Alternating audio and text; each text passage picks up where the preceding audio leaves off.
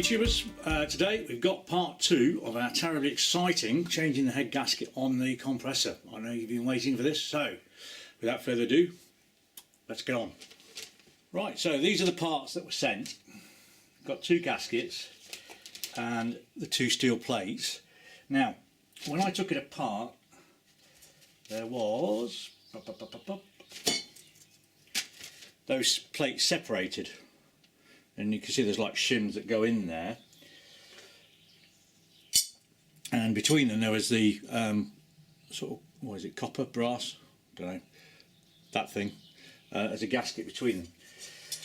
In the repair kit that they've sent me a new gasket, slightly chewed, and a new set of shims. However, looking at this, the gasket is already in there, the metal gasket, as are the shims, and those aren't easy to separate. I mean, they are glued together, so there doesn't appear to be any particular need to use this metal gasket because there's one already in there, or those shims. So I don't really know what that's all about, but it saves me a bit of extra work, and I wasn't too happy with the state of that metal gasket either, so that's quite handy. So we've got that gasket which goes on there. Now this is the gasket for the actual cylinders themselves, the cylinder head. As I explained on the strip down video, I'm going to be leaving the old one on there because it looks to be in good condition. It's glued onto the piston body or casing, and with the trouble I had getting that old gasket off, I don't really want to be scraping around there and running the risk of doing some damage if that gasket looks good. So I've given it a good clean up with some carbon brake cleaner. And we'll just fit everything together. I've got a bit of gasket sealant stuff there to fix this one because that one was glued, and I think that's about it. So we'll get on, see how we do. So the first thing is the metal plate. It doesn't appear to matter particularly which way up this goes. It looks to be symmetrical, so we'll pop that on there.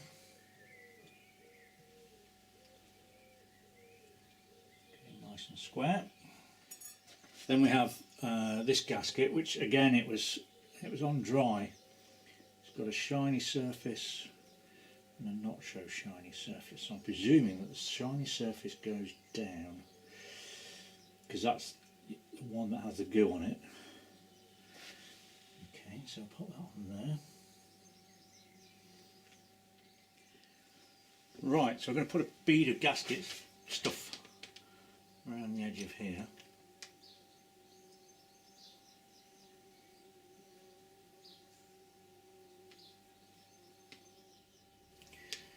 Okay, we're going to put one down the middle as well because that seems to be where there was the issue.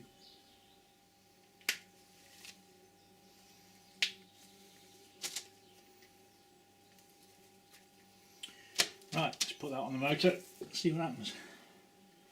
Yeah. Maybe do with a little bit more around there. See if we can spread a bit around from here. Got quite a lot there. I want it to be reasonably uniform with no gaps. It'll splodge to a certain extent anyway when we put the thing together. There we go, that should do it. Right, then we're going to put this sort of cooler piece on it. Make sure we're all nice and straight before we go on. Properly lined up. This is when you don't want to drop it on the floor. Very unfortunate.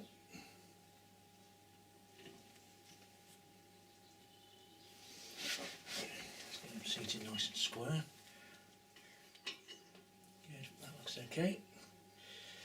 Okay, then we'll refit the head bolts. Now of course, because I've got no instructions for this, there's no tightening sequence, so we'll just sort of work our way around in a diagonal kind of a pattern.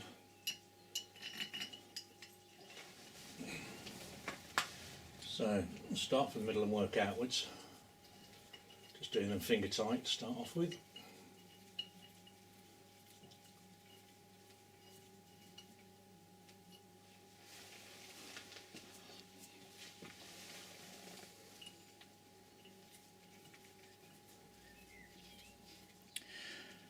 So the again, because I didn't have instructions, I don't know what the torque setting is for these. So I had a look online. The going rate seems to be about 7 to 8 pound-foot, and mine's in inch pounds, but it just times it by 12, so it's going to be in the region of 80. So we're going to start off at a wee bit less than that. Just do them up loose, and then we'll torque them down.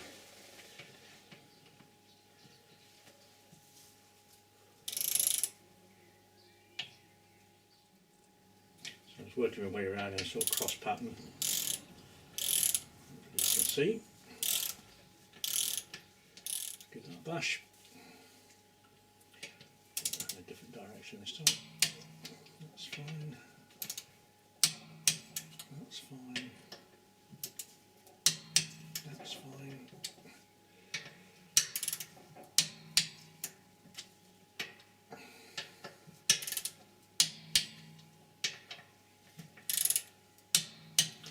Okay, so all that's left to do now is reconnect the OD bit on the side. The top cover I'm going to leave off for now. I have heard it suggested that that improves cooling, which kind of makes sense. But I'm going to leave it off anyway just for the moment. I'm going to let everything settle down, and then overnight we'll leave it to let everything settle, retorque the head in the morning, and then we'll function test it in the morning. Morning campers. So it's the day after the night before, so we're going to retorque the head bolts and then put it all back together again, and then we'll run it and see what happens.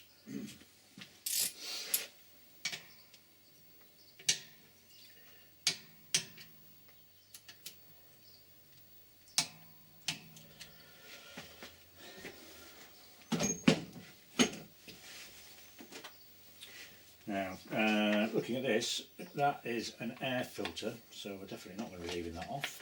Everything's going to go back on.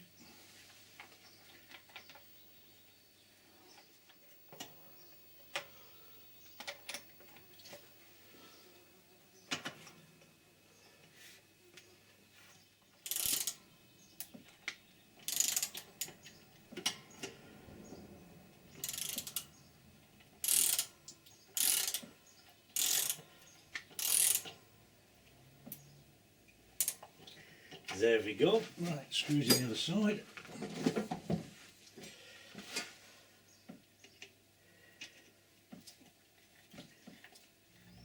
Okay. Right. I can't tell if that's got oil up to the mark or not, to be perfectly honest. Right. I've got my trusty funnel.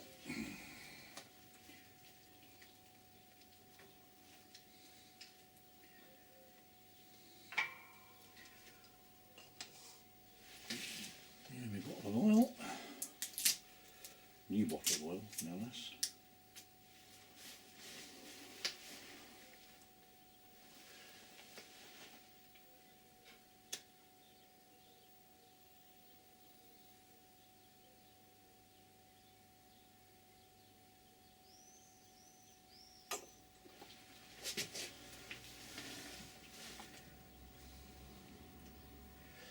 You see the problem?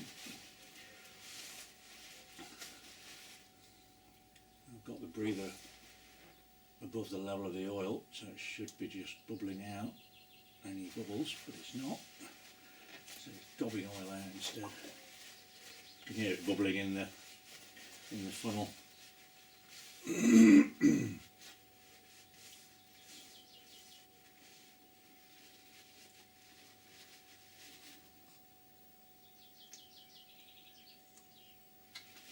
Such a pain in the neck, it really is. It makes such a mess. Oil all over the floor from when it's done it previously. I reckon that's got oil in it, as much as it needs. Possibly even a little bit too much. I mean, there's a bubble at the top, I think. It's just so hard to tell.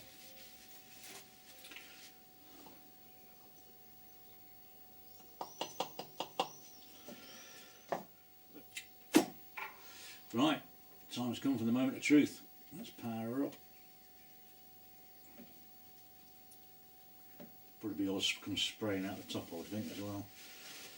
it is over full.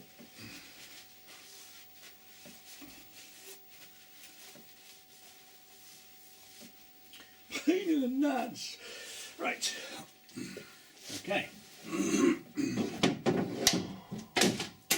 Plug. Right.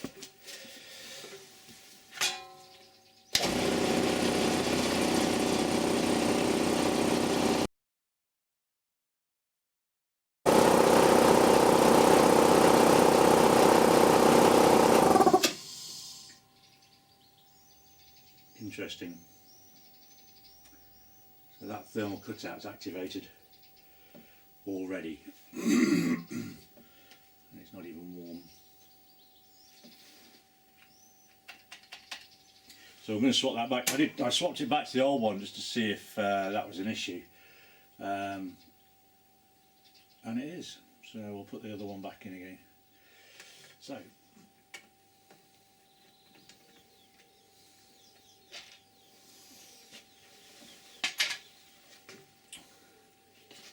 okay, so this is the switch just here. It just unscrews from a wee little thing that's attached onto it here, which can be a bit tight. There we go.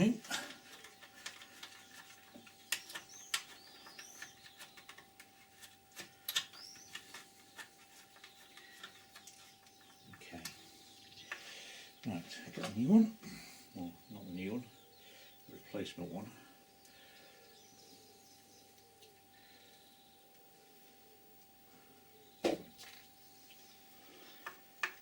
Make sure we get him up the right way.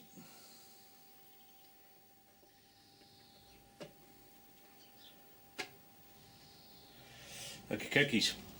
See how that goes. Oh, put it back in again.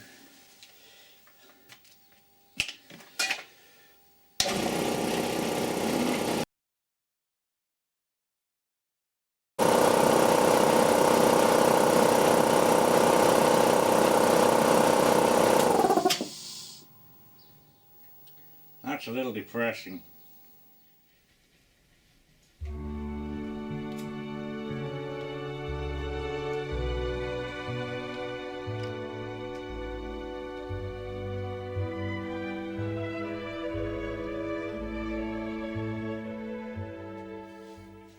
So looking at the plate, it's got quite a lot of oil around it. I mean, the one that came off did as well, but I wonder if that's causing it to blow by.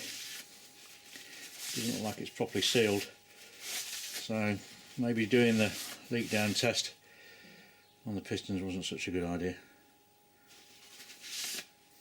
We'll see. We'll give it all a bit of a clean up and then we'll see where we go from there. Well, it's all back together again. What did I do? Well, stripped it all back down, cleaned up all the mating faces again using petrol and also the brake and carb cleaner. Gave it a really good clean and get rid of any rubbish that was on there. I did put a little bit of PTFE tape on there. I couldn't see that there was any leaks, but I thought, well, belt and braces, I'll stick that on there. Then I went back online and the information that I found the other day was it had two torque figures, one for small compressors and one for big compressors. I worked on the basis this is a small compressor, but I found some slightly more detailed information today, and it looks as though the head bolts just weren't tight enough by quite a significant amount. They recommended 30 Newton meters, so I've tightened them up to that, starting off at 10, then 20 and then 30, doing that same star fitting. I've put the air filter back on. I've left the top cover off for now because the word on the street is that helps with the cooling. So let's go for it.